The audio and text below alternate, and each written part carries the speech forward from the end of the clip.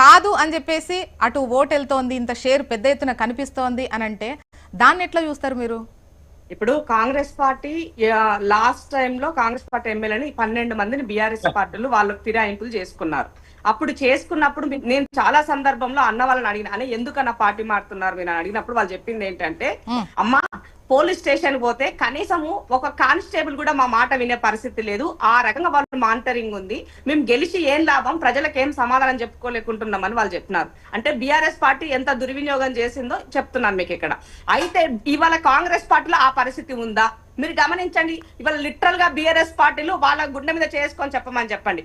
Congress party పూర్తిగా one side గానే అధికారులు పనిచేస్తున్నారని, ఎవ్వరు వచ్చినా సంక్షేమ పథకాలు అయిండొచ్చు, పోలీస్ స్టేషన్లు అయిండొచ్చు, మీరు ఎక్కడికి వెళ్ళిన సమస్య పరిష్కారం కోసం పార్టీలకు అతీతంగా వ్యవస్థ పనిచేస్తుంది.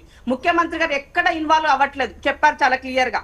మనము ప్రజలకి జవాబుదారితనంగా ఉండాలి, పార్టీల పరంగా కాదు అని కూడా చెప్పారు. ప్రభుత్వం ప్రభుత్వ పని చేయాలి, పార్టీ పార్టీ పని చేయాలి అని చెప్పేసి చాలా క్లియర్ గా ఇంటర్నల్ లైన్ గా అయిండొచ్చు, ఆఫ్ ద రికార్డ్ అయినా ఆన్ రికార్డ్ అయినా కూడా ఇదే స్టేట్మెంట్ ముఖ్యమంత్రి గారికి ఉంది. కాబట్టి అట్లాంటప్పుడు ఇవాళ బీఆర్ఎస్ పార్టీకి సంబంధించినటువంటి వాళ్ళ కంపారిజన్ 10 సంవత్సరంలో మాది కంపారిజన్ చేయడానికి ఎక్కడ లేదు, నక్కకు నాగలోకి అనుకున్నంత తేడా ఉందని చెప్పదలుచుకున్నా.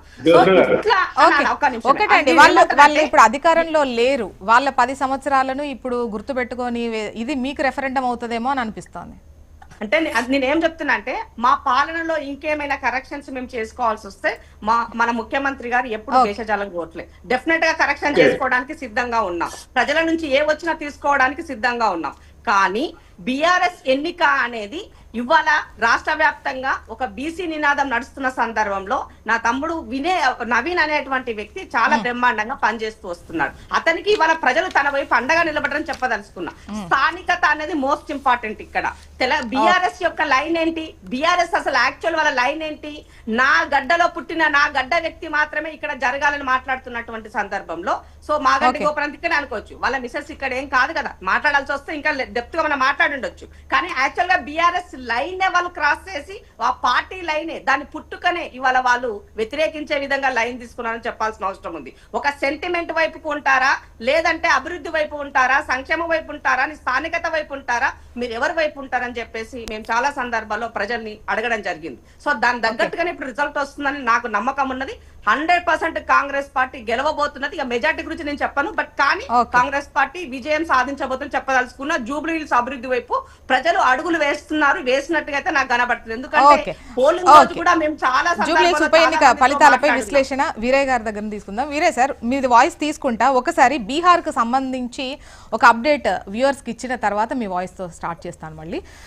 బీహార్ కు సంబంధించి ఎన్డీఏనే ముందంజలో ఉన్నట్టుగా తెలుస్తోంది, మ్యాజిక్ ఫిగర్ కూడా దాటినటువంటి పరిస్థితి కనిపిస్తోంది. సింగిల్ లార్జెస్ట్ పార్టీగా అటు బీజేపీ కనిపిస్తోంది, జనసురాజ్ పార్టీ ముందంజలో ఉంది ఒక స్థానంకు సంబంధించి.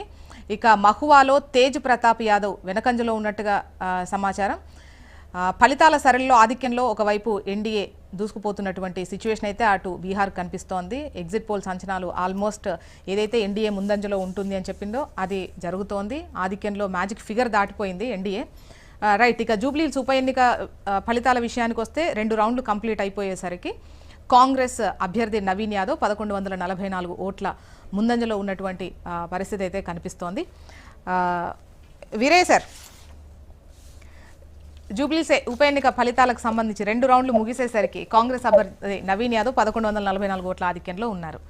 సో ఈ 2 రౌండ్లది కాదు, మిగతా 8 రౌండ్లు కంప్లీట్ అయ్యేసరికి బీఆర్ఎస్ఏ గెలిచేటువంటి అవకాశాలు ఉంటాయన్న కాన్ఫిడెన్స్ బీఆర్ఎస్ది. మరోవైపు లేదు, అధికార పక్షం మేము గెలిచేటువంటి అవకాశం ఉంది అని చెప్పేసి కాంగ్రెస్ ఎగ్జిట్ పోల్స్ అంచనాలు కూడా కాంగ్రెస్కే ఉన్నాయి. మీ విశ్లేషణ ఏంటి? ఇప్పుడు సహజంగా పోటీలో ఉన్న వాళ్ళు ఎవరికి వాళ్ళు తామే గెలుస్తామని చెప్పకుండా ఎదుటి వాళ్ళు గెలుస్తారని చెప్పేసి అనలేరు కదా, సాధ్యం కూడా కాదు. సరే, ఒకటి మామూలుగా మనం గత ట్రెడిషన్, గత అనుభవాల ప్రాతిపదికగా చూసుకున్నట్టయితే ఉప ఎన్నికలు ఎక్కువ సందర్భాల్లో అధికార పార్టీకి కొంత ఎడ్జ్ ఉన్నట్టు మనకు కనపడుతుంది.